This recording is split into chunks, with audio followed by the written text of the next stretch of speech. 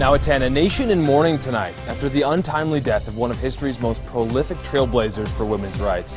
Tonight we remember the life and the legacy of late Supreme Court Justice Ruth Bader Ginsburg and ask the question, what happens now? And Governor Gary Herbert renews his state of emergency executive order. What that means for our state, just ahead. Plus, imagine being a California firefighter forced to evacuate in order to survive while watching flames overtake your brand new home. A fire chief shares his surreal and devastating experience coming up.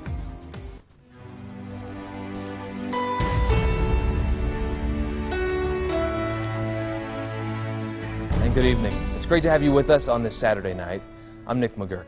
We do begin tonight with a big story across our country. It's the death of Supreme Court Justice Ruth Bader Ginsburg. Now, the Supreme Court Justice, affectionately known as the notorious RBG in her later years, died of pancreatic cancer yesterday at her home in Washington. Her life being remembered tonight.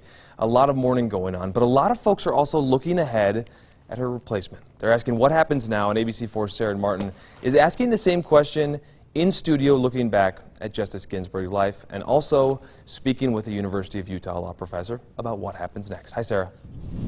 Nick, hello. Condolences and tributes pouring in across the country, including from our leaders here in Utah. But it's impossible not to jump forward and think about who will determine her replacement. We're just 45 days away from Election Day with a Republican president and a Republican Senate who may have the power and motivation to fast track that next nominee. My first thought was that we really lost a titan. Professor Kiter studies constitutional law, among other things, at the U. He says Ginsburg was a titan of gender equality, voting rights, and a lot more. All I ask of our brethren is that they take their feet off our necks. She was nominated by Bill Clinton and appointed in 1993. In her tenure, she became a cultural icon, as well as a giant in the field for her dissents, her collars, even her workouts. Now the future of her seat is unclear. Uncharted territory at this point. Here's how a Supreme Court appointment works. The president has the authority under the Constitution to make an appointment to the court. Then the American Bar Association and the Senate Judiciary Committee do an extensive background check that usually takes about 2 months. If that appointee passes the Judiciary Committee, the appointee goes to the full Senate for a vote. The Senate recently eliminated the filibuster for Supreme Court nominees, and as a result, a majority vote will carry the day for confirmation of a Supreme Court appointee. In the current Senate, that means 3 Republicans would have to vote no to stop an appointee. There's a little question that the nomination process is going to be controversial this time. If a new president is elected in November, the current Senate will still be in session until the end of the year. The Senate could continue to consider the nomination. We all remember just 4 years ago, the Republican Senate under President Obama refused to consider a Supreme Court appointee 10 months before the election. Mitch McConnell claiming then the American people should have a voice through the election of the next president. Nick? Well, obviously, Senator Mitt Romney is going to be a huge voice in all this. What are we hearing from him and Senator Lee? Obviously, Romney sometimes can be off of the main current of the Republican Party, so to speak. Definitely. It's really just too soon to know exactly how Mitt Romney and Michael Lee will play into all of this. Both of them have released a statement of condolences for the justice, but neither have made a statement on whether or not they'd be willing to move forward and vote on another Trump nominee. So we know Mike Lee has traditionally made decisions in line with the Trump administration, voting to confirm Brett Kavanaugh in that very controversial appointment process in 2018. Romney, though, does generally not fall in line with the administration. Remember, he was the only Republican to vote to convict Donald Trump during the impeachment vote just back in February. Again, 3 senators would have to break from the Republican Party to block another Trump nominee. Definitely interesting. It's going to be a lot of news coming up. A lot of news in this 2020 election certainly was crazy, and it just got a lot crazier. Thank you, Sarah Martin, for that report, and obviously a tragic day for the country. Okay, moving on now. A live look tonight at our massive colonial flag sitting at half-staff in honor of Ruth Bader Ginsburg. Today, Governor Gary Herbert ordering the lowering of the U.S. flag in honor of the late justice's life. Now, the flag will fly at half-staff until her internment. Let's talk now. Less than 24 hours after news of her death broke, the battle over who will fill Justice Ruth Bader Ginsburg's seat, yeah, it's going to be a very contentious battle. Now, here's what we know. It's a hot-button issue among lawmakers in Washington. ABC's Rachel Scott fills us in with the rest. Almost immediately following the news of Justice Ruth Bader Ginsburg's death, The battle over who will fill her seat on the Supreme Court began in Washington. President Trump addressing the issue as he left for a campaign rally in Fayetteville, North Carolina. And we have an obligation as the winners to pick who we want. That's not the next president. Hopefully I'll be the next president.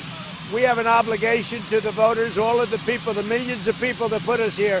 Sources tell ABC News President Trump has a short list of potential nominees, and before making any announcement, he is expected to speak with each of them. I would say that a woman would be in first place. Senate Majority Leader Mitch McConnell issuing a statement Friday night saying President Trump's nominee will receive a vote on the floor of the United States Senate, a reversal from his position in 2016. When he refused to consider Merrick Garland, President Obama's nominee to the High Court after Justice Antonin Scalia died that February. This vacancy should not be filled by this lame duck president. Joe Biden calling on Republicans to be consistent. Voters should pick the president, and the president should pick the justice. But McConnell says this is a different situation, with Republicans controlling both the White House and Senate. But at least one of those Republicans, Senator Lisa Murkowski, said Friday, before the news of Ginsburg's death, that she would not vote to confirm a Supreme Court nominee right now. And Maine's Republican Senator Susan Collins, who was locked in a tight race, telling the New York Times recently she would not vote on a nominee in October, saying it's too close to the election. Rachel Scott, ABC News, Washington. So much more to come on that. New tonight, the FBI and Secret Service are investigating an envelope sent to the White House that federal officials say was laced with ricin. Now, the package was intercepted and screened at a government facility. We're told the package tested positive for ricin. That's a deadly toxin found in castor beans. Federal investigators currently working to determine just where the envelope originated from, who mailed it. Of course, the FBI, the Secret Service, and the U.S. Postal Inspection Service, they are all working in tandem to lead this investigation. Today, the second in a row that Utah has surpassed 1,000 new COVID cases. The Department of Health reporting 1,077 cases since yesterday. Governor Gary Herbert calling our recent growth alarming. Here's what the health department said. 3 new deaths since yesterday as well. Brings our state's death total now to 440. In total, 62,852 Utahns have tested positive for COVID since this pandemic began. Now, a rolling average over the last week, 796 positive tests per day. Our 7-day average for positive test results is 12.7%. And Governor Gary Herbert placing Utah under a state of emergency over a recent spike in cases. Now, the previous executive order had been scheduled to expire today. Now, in practice, it won't look any different for our residents here in Utah. It goes for next month, and at that point, the governor can issue another executive order or decide to let that state of emergency expire. Well, new tonight, Timpanogos High School in Orem, they will transition to a hybrid schedule this week, and this is coming among a record-breaking week. Cases skyrocketing across our state. Right now, the school says it will be closed this Monday, September 21st. That's to allow teachers time to plan and transition to a hybrid curriculum. You talk to teachers, and that's not nothing. It's a very difficult and time-consuming process. The school says it plans to reevaluate case counts at the end of the month to determine what measures they are going to move forward with. For more information on the program, you can head to our website, ABC4.com. Happening now, an 11-year-old is being sought. South Salt Lake police are asking for the public's help to find a missing and endangered 11-year-old boy. Caden Christensen was last seen just before noon today wearing a black sweatshirt and blue jeans. Caden is 4'9", 80 pounds, with blonde hair and blue eyes. So if you've seen Caden, you're urged to please call police. Meteorologist Adam Carroll joining us now. Adam, the times are a-changing. It's getting a little chilly out there. Well, you know, we are only just 3 days away from astronomical fall, so the time should be changing. And one thing that we saw today was not only cooler temperatures, but we saw some much-needed rainfall. Our front came through here about 12, 1 o'clock to 2 o'clock here throughout much of northern Utah. You saw that rain kind of move through into southwestern Wyoming, into eastern portions of our state. But all of southern Utah really didn't see much of anything, and they're just getting, at least they're just seeing those temperatures starting to cool as that front passes on by. But near 1/2 inch in Mendon, believe it or not, and that thanks to a different storm that moved through earlier this afternoon. 0.4 Plymouth, 0.33 Eden, 0.32 Lewiston. Most of northern Utah saw 0.3 to 1/2 inch of rain, 1/4 inch in Logan. Oh, but the airport only saw 5/100ths of an inch, unfortunately. However, this is what it looked like here from the beginning of the day onward. Now, we saw a lot of smoke here to start our day. We smelled it outside. And then that front came through, saw a little bit of shower activity, as we mentioned, but we also saw clearing skies to a actually nice, if you want to say evening, but we still see the hazy smoke out there because there's our smoke right there covering a large portion of our western half of our state. Our front is strung across the eastern half of the state, continuing to move on by. Now that does hinder our air quality a little bit. We have yellow air quality for most areas here of northern Utah, except for Cache, except for Carbon, but we even have them down south into Iron and Washington counties. How's that going to look tomorrow? And is that smoke coming back, even though we've cleared out a little bit? All coming up. All right, Adam, thanks very much. Now to an update on a story we brought you as breaking news last night. Police in Midvale say they've ID'd the man shot and killed during an altercation with police. Again, this happening last night. Police say 22-year-old Matthew Nolden was the passenger in a car that was being pursued by police. The driver, Joseph Schultz, was a wanted fugitive. Now, Schultz eventually stopped the car and took off on foot, according to police. Nolden also got out of the car, which police say is when he opened fire. Police then shot back, hitting and killing that 22-year-old. The shooting, obviously, still currently under investigation. In national news, 2 people are dead and 14 others hurt after a shooting at a party in Rochester, New York. Now, victims ranged in age from 17 years old to 23 years old, including the 2 who died. Now, the other 14 victims were taken to the hospital, and they are expected to survive. Coming up, wildfires burning through California displaced thousands, leaving 1 firefighter dead. The high-profile person whose new home burned to the ground, and the latest on those fires after the break. Plus, looking live outside, you can see our weather ball. It is blue. We'll have another cool day tomorrow.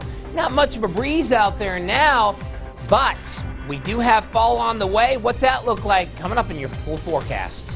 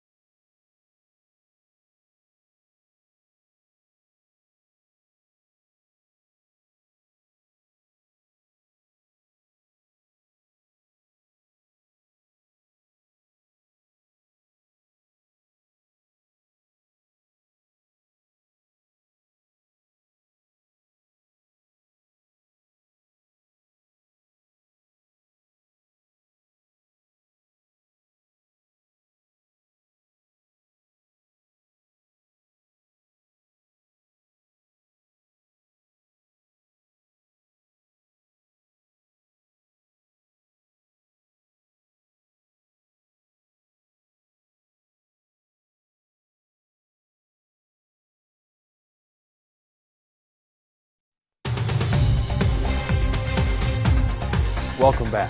Crews continue to search for a hiker tonight who hasn't been seen in nearly a week. Now, crews searched the high Uintas today. It is the last place Kyle Wimpenny, a 25-year-old from Boise, had reportedly been. Now, officials say he never returned from his backpacking trip up to Kings Peak. Now, it was just 2 days ago that officials found Wimpenny's vehicle at the Henry's Fork trailhead. He may be hiking with a blue backpack. The sheriff's office tweeting tonight the search for him begins again tomorrow morning. A sad day for the North Summit Fire District as they paid respects to one of their own. Firefighter Alan Powell fell from a 14-foot cherry picker last month. Now, the tragic accident sent Powell to the ICU. He had a broken pelvis, fractured bones along his spine, fractured ribs. On Monday, his wife posted to his GoFundMe page that Powell had died from what was likely a blood clot. In California, dozens are without their homes tonight after strong winds pushed a wildfire, burning for nearly 2 weeks in mountains northeast of L.A. onto the desert floor. Just another headline in this massive fire season for California. This comes just days after officials announced the death of a firefighter battling the Dorado fire. That's near San Bernardino. One of the families to lose their homes was that of Fire Chief Lythan Dryden with CAL FIRE. His family had just moved into their brand new home 17 days earlier. For the last 15 years, I've been in the fire service, and you know, it's hard to be able to watch your own home burn, let alone other people's homes burn in their possessions, but it really hits home when it's your own house. Dryden says he hopes he and his parents can rebuild their homes. He's unsure of when they could start the process, believes it could take a very long time. Obviously, life important, but getting structures saved also very important. Very tough to see that. Okay, closer to home, there are currently 8 large wildfires burning here in Utah. The East Fork fire in the high Uintas now sits at more than 60,000 acres in size. That fire, currently the largest in our state, jumped by more than 10,000 acres in just the last day. Now, the fire is currently 24% contained. According to mapping data, the Finney Lake fire and the East Fork fire merged to form a wildfire complex. Crews say despite the dip in temperatures and increased humidity, winds have picked up. The fire is being fueled by dense and dry vegetation, so no surprise there. The Center Creek Trail fire, also burning in the high Uintas in Duchesne County. It is situated within the East Fork fire closure area. Now, this is because the two fires, they are burning in close proximity to each other. It was a lightning-caused blaze that ignited back on August 25th, sits at about 1,200 acres in size, continues to see moderate growth while remaining uncontained. Finally, the William Fire continues to burn tonight. That is in Utah County. The fire ignited back on September 6th as a result of target shooting. It's grown about 200 acres in the last 24 hours to 5,790 acres. Now, crews, well, they say they've also increased containment by almost 20%. Now it sits at 62% containment. Time now for Utah's most accurate forecast with Adam Carroll, Weather Rate certified 9 years in a row. Okay, Adam, it's a little cooler outside, but just as we mentioned, there's some dry vegetation out there, so fire danger is still a real thing, right? Oh, well, it'll continue to be. We need rain. We did see some here, as we saw in our first forecast of where we did see the rain, but it didn't get much past Salt Lake City, unfortunately, so that's not going to do a whole lot to help us with our dry vegetation. And because we've been so dry, it's actually leading to an earlier color change in terms of our trees out there, but they are beautiful right now. Up in the Wasatch back, the Wasatch Mountain State Park area of Midway shows lots of color here mixed in with the Gulf, and even some smoke in our background as well, unfortunately, for those fires. But you know, looking at our fall foliage update, you know, right now the Uintas, portions of our eastern mountains, like the Tavaputs and the Book Cliffs, we're seeing we're partial to near peak right now, and this is typical for this time of year for this area of the state, while we'll continue to get closer and closer to peak here for our valleys as we head into October. But high temperatures, 79. Now, earlier this morning, we get 81, but looks like they're going to record 79 as the high temperature today at the airport. 69 in Logan, 63 Evanston, 97 in St. George. Now, temperatures outside, we're going to head for a chilly night tonight. It's 59 in Salt Lake. It's nice and comfy. 77 in Hanksville and Green River, 83 in St. George, and 54 in Elko. But look at our temperature change. My goodness, we're seeing a lot changes of our temperatures here in the northern portions of our state. Well, that's where we we've seen the cold front. Now, we'll have a seasonably, in terms of our temperatures, type of day tomorrow, as showers remain to our north, warmer temperatures to our east. More smokes in the offing, though, unfortunately. Even though we saw a little relief today, it's going to be thick at times, but not as thick as we saw earlier. We'll have the haze. We'll have the air quality issues, but mainly moderate. As you can see here, air quality is showing moderate here for all of the areas that do monitor air quality, so keep that in mind. Futurecast heading into that Monday time frame, since we've talked about Sunday, shows some clouds later in the day, kind of starting to billow up, and we might actually have some showers across the high terrain, especially of central and southern Utah, also east of I-15. But we have better chances towards the end of next weekend. Now, 77 in Salt Lake, and then we'll go 81 in Elko, 97 in St. George, and we'll have another hazy day out there. But this is hazy throughout the state because we'll have more in the way of, unfortunately, that smoke and haze out there. And then we'll stay pretty much in the mid to upper 90s here for the next 7 days, but it'll get very windy here by the end of next week, and of course that does heighten our fire danger. Now, fall astronomically begins on Tuesday morning. We might have an isolated shower in the area on Tuesday, but overall it's going to be mainly in the 80s here, very, very nice, and gets very windy end of next week into the weekend, and we may have a nice big storm coming in for Sunday. I was just thinking about what my kids are going to wear for Halloween. Have you been thinking about that? Yeah, it's still a little ways out there, Nick. Hey, fall's in the air. I can feel it, sir. All right, NBA basketball in the air. Yeah, a lot going on today. Besides NBA, we also had the Stanley Cup Finals, the U.S. Open Golf Tournament, and Real Salt Lake back on the home pitch trying to pick up a win against the Whitecaps. We've got highlights and reaction when we come back to sports.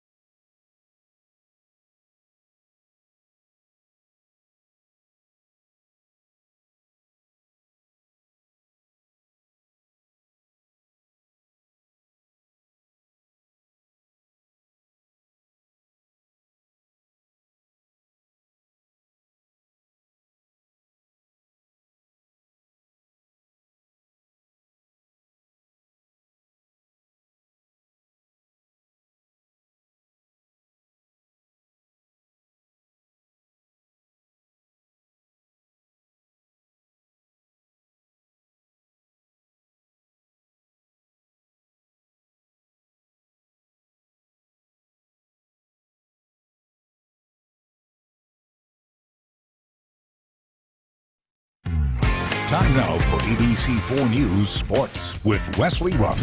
Real Salt Lake had an up-and-down week last week, shutting out LAFC, then getting shut out by Colorado. Well, after a week off, we wondered which team would show up tonight. RSL at home taking on Vancouver. Less than 5,000 fans allowed in. RSL dominating play in the first half. They could not find the net, however.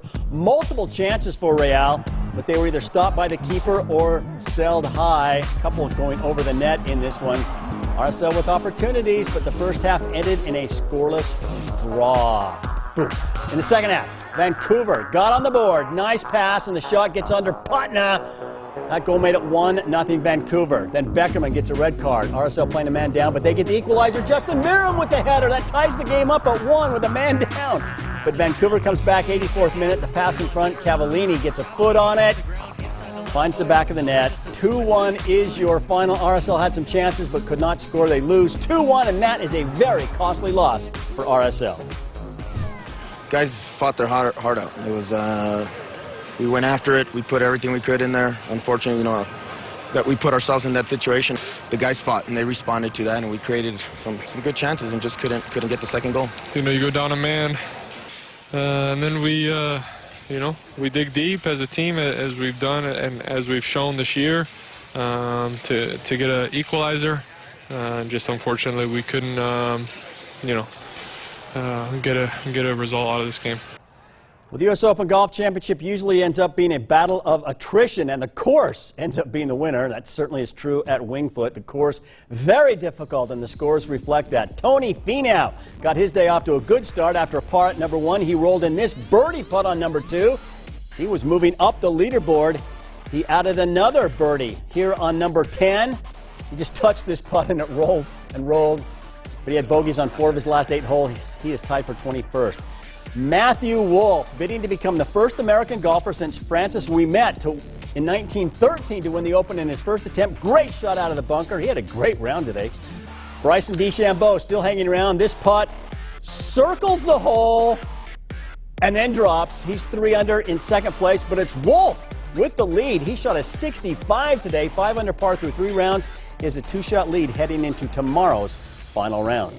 In the NBA playoffs, the Miami Heat trying to open up a 3-0 lead on the Boston Celtics in the Eastern Conference Finals. Gordon Hayward back in the lineup for the Celtics, back from an ankle injury, and he was doing his thing. Great pass from Hayward.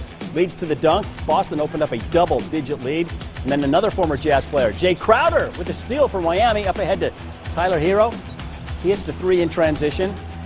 Jaylen Brown blocks Dragic. Tatum takes the ball the other way, pushes Crowder out of the way, and dunks this one with authority.